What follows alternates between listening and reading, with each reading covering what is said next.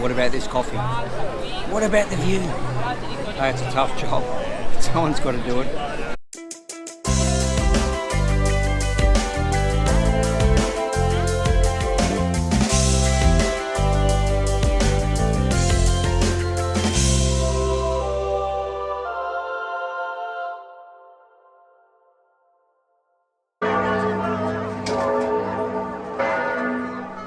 Now, with over 100 churches here in Florence, you're just not going to be able to see them all, are you?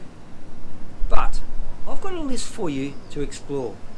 Now, yes, there are some predictable churches on that list, but additionally, there could be one or two little gems that you may not have thought of that will be lovely for you to explore.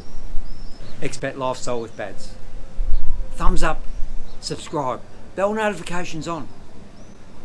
I really do hope you enjoy this episode as we explore some of my favourite churches here in Florence.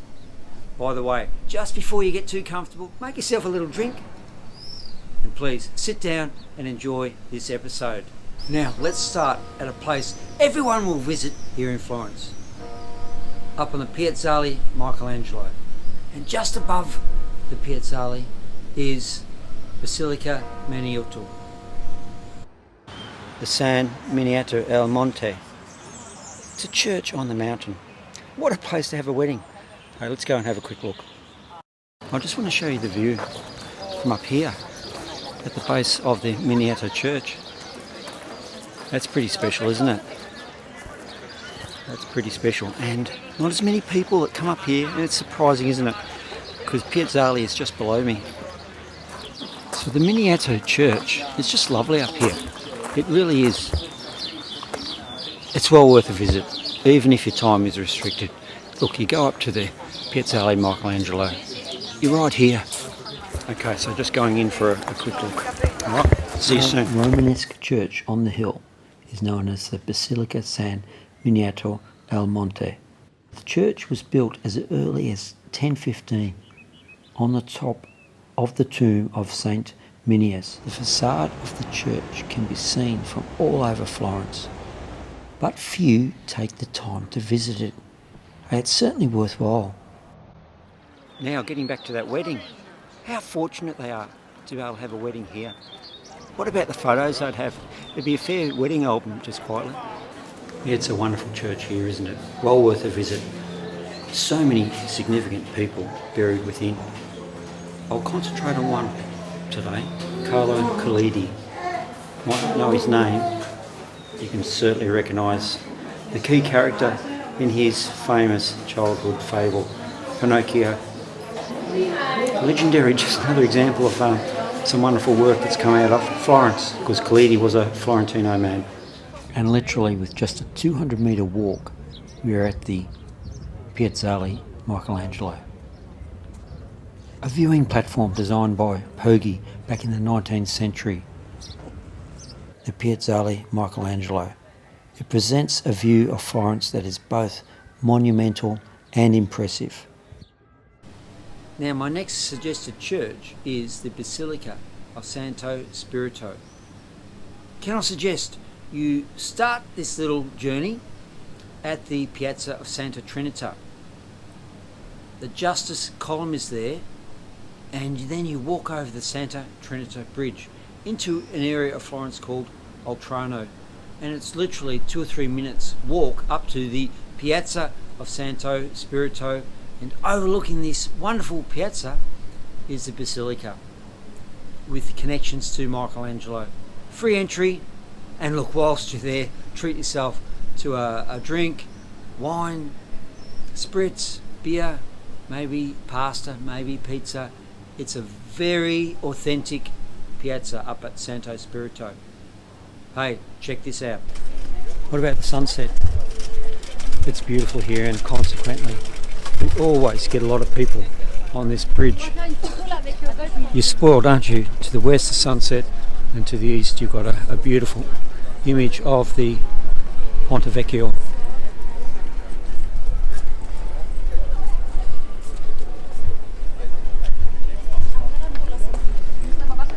And look, another reason for me suggesting that you come over the river into Santo Spirito for a meal is that it's a lovely walk, and this side of the Arno, on the southern side, is a little bit more authentic, I think. There's lots of artisans, lots of workshops. So the Santo Spirito Piazza is very popular, not just for tourists but locals as well. Lovely shady trees in the middle, and if I turn around now, I'll show you the Basilica of Santo Spirito. Here we are. Quite modest on the outside, isn't it? Quite modest, but don't be fooled. We've got some work in there of a young Michelangelo. It's great to see. It's a lovely church. The Basilica of Santa Maria Novella will be perhaps one of the first churches you see when you arrive in Florence, because it is very close to the Santa Maria Novella train station. Hey, this basilica's got some serious history too, as they all do, with connections to the oldest pharmacy in the world and the perfumery. That's a great little place to visit too. So have a look at some of the video coverage of the Santa Maria Novella Basilica. Another beautiful church to visit. Today we're going to explore the Santa Maria Novella Basilica. This church is up there with the Duomo and Santa Croce Basilica for sure, and it's quite closely linked to the development of the apothecary, pharmacies and perfume. So I am in the Piazza di Santa Maria Novella, and there's Basilica directly in front of me. It's a lovely piazza, this one. This will be the first basilica or church that you will see, because it's literally about 200 metres from the Santa Maria Novella Stazione, the train station.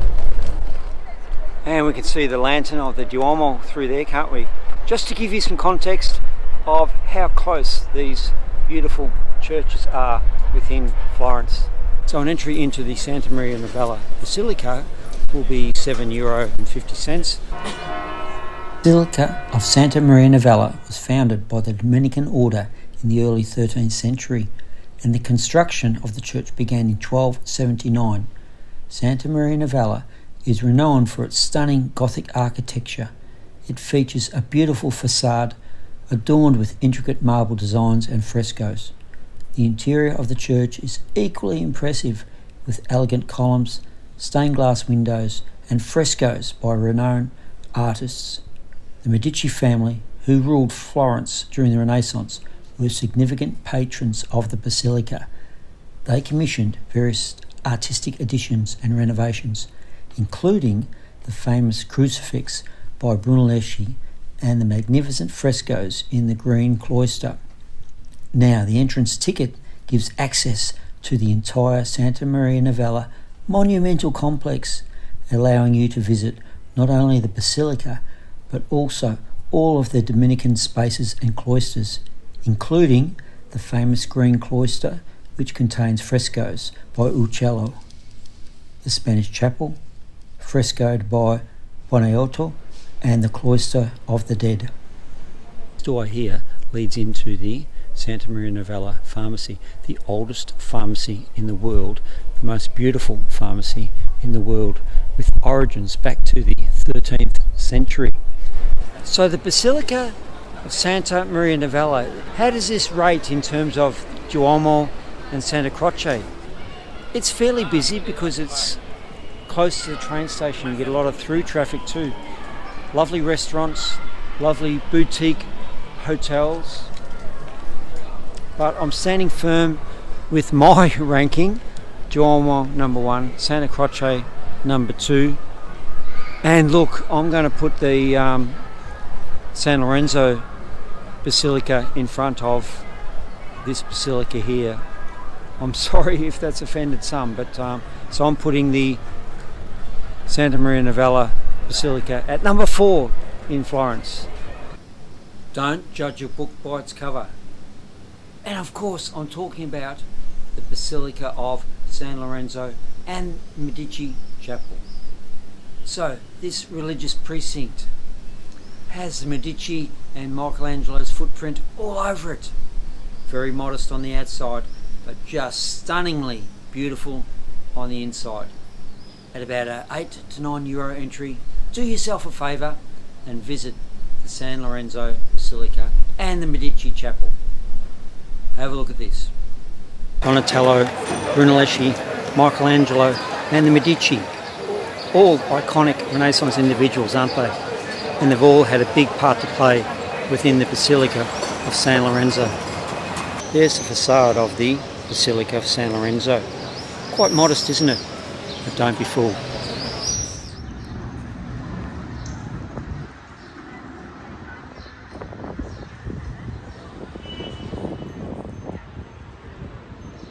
So I'm in the San Lorenzo Church, which is just next door to the Medici Chapel, which is, you've got to see that. That's unbelievable in there. Free entry today too. The Basilica of San Lorenzo is one of the oldest churches in Florence. This Renaissance church, the Basilica of San Lorenzo, originally designed by Brunelleschi, is magnificent. The rounded arches, the evenly spaced columns, the perfect symmetry. There's just a wonderful sense of balance within this building.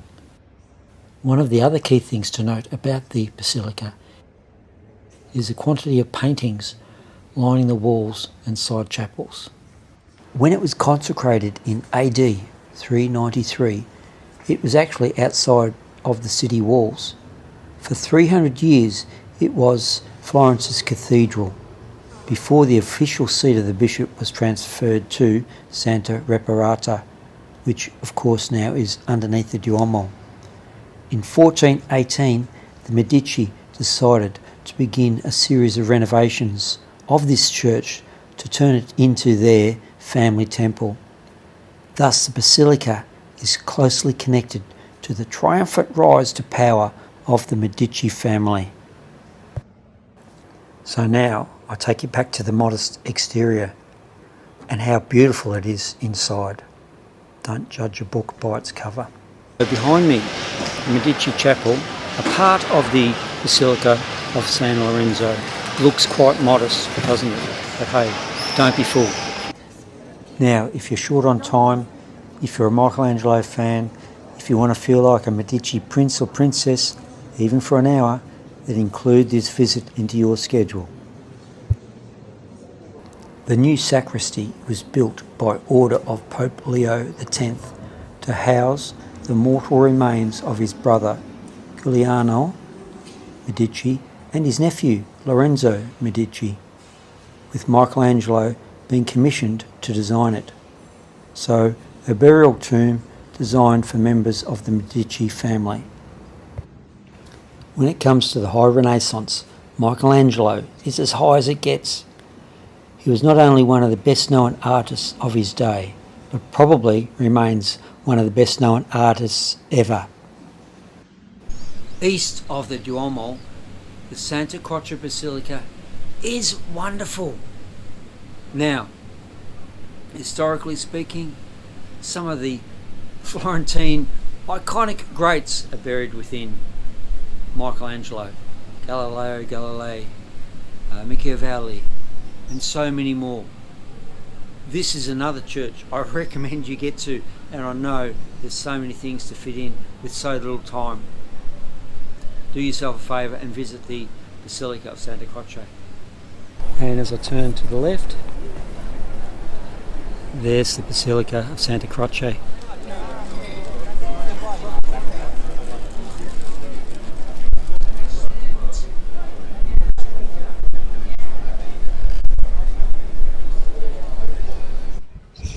Dante. So the entrance to the Basilica of Santa Croce is just here. Hat off, of course, going inside, and let's check it out, shall we? It is beautiful inside. The Basilica of Santa Croce building began in 1294 and finished in 1442. It's sometimes referred to as the Pantheon of Florence, and it's a gem not to be missed. beautiful and impressive, stunning art and courtyards. Here we see the tombs of many Renaissance greats. Niccolò Machiavelli, the father of philosophy, his work is based on the reality of leadership at that time, that certain principles are sacrificed in order to be successful. One of his famous quotes, "It is better to be feared than loved." So he was quite polarising. Dante, the father of Italian literature and Italian language, best known for his Divine Comedy. Great writers did not have to use Latin, so he was a pioneer by writing in the vernacular, the local language. Galileo, fundamental contributions to astronomy, physics, mathematics and science. So really the father of modern science. Built the telescope among his many contributions and challenged the church, which did put him under house arrest for his last few years. Of note, the church made official statements of regret much later in the 20th century. And Michelangelo, 1475 to 1564, 89 years of age, painter, architect, sculptor, poet, a Renaissance genius. And he was often called Il Divino, the Divine One.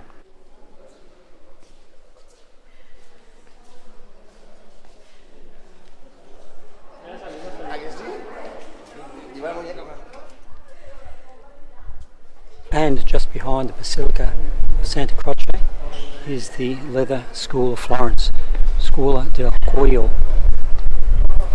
This is worth a visit, and if you're wanting to buy some leather, genuine leather items, this is the place to come to, and not the leather markets. Now I've been here a few times now, and as soon as I walk through that arch, listen to that. It's just so peaceful. The stonework of the church, it's beautiful.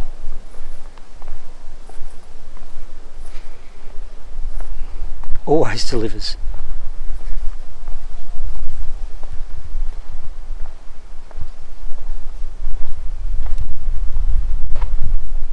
And if you keep walking along, you come to the entrance to the School of Leather. They've got a working workshop, and you can also buy items there too. Importantly, they have a online store. So the entrance is through here. The Santa Maria del Fiore, the Duomo, no doubt the number one viewed structure here in Florence. Millions visit it all year, and it's truly a remarkable place to visit. Not so much internally, although I do encourage you to do that, but do yourself a favour and walk around its perimeter. There's so much to see, and just think, 1296 when construction first started, just amazing. If you've got a chance, book yourself a ticket and go up to the cupola, up the top there. It is fantastic. The Duomo, translated the House of God. Welcome to the spiritual centre of Florence. Firstly, the entrance to the Duomo is free, but I suggest a tour. The silhouette of the city is formed by this huge dome of Brunelleschi and the soaring Giotto Tower. When in Florence, walk all sides, visit inside the cathedral, and why not climb to the top of the cupola. As I turn around, I'm looking forward to exploring the Duomo with you. I'm about to meet a tour group as well, and so this is going to be interesting. It's about €80 for this 3-hour tour of the Duomo. It's an impressive structure, isn't it? 1296 AD is when building commenced, and it was built in about 72 years, but it took much longer to put the final piece into place, that dome. And I'm going to climb up there later today. The Baptistery of San Giovanni was the Cathedral of Florence from 1059 to 1128, before the construction of the Duomo. The famous doors were commissioned by the Cloth Guild. They're made of square panels each recounting an episode from the Bible. And it's important to remember that art commissioned by religious institutions during this period of time often served to teach the people, because most citizens at that time were illiterate and could only read the Bible through images such as we see on the doors. The baptistery is also a place used for christenings, of course. Probably the most famous person to have been baptised is Dante Alighieri. Here is Brunelleschi. As the building of the cathedral continued, the question remained, how would they build the dome-shaped roof? No one had any idea how it could be done. Brunelleschi won the competition and he commenced in April 1420.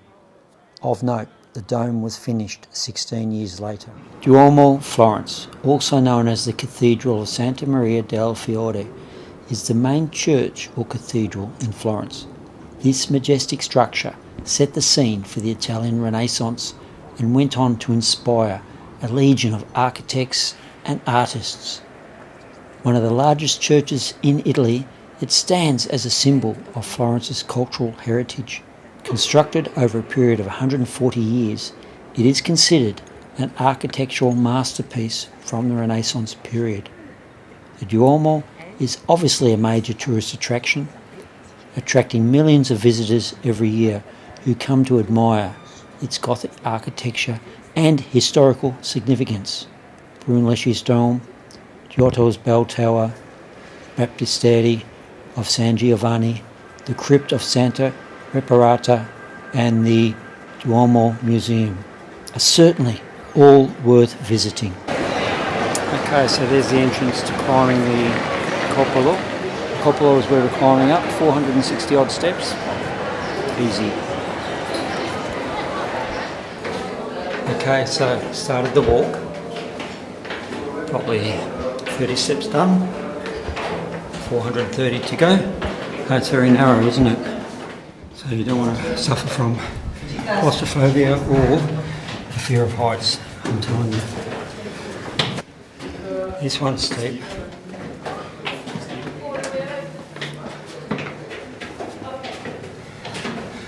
Right, so look at that one part of the dome.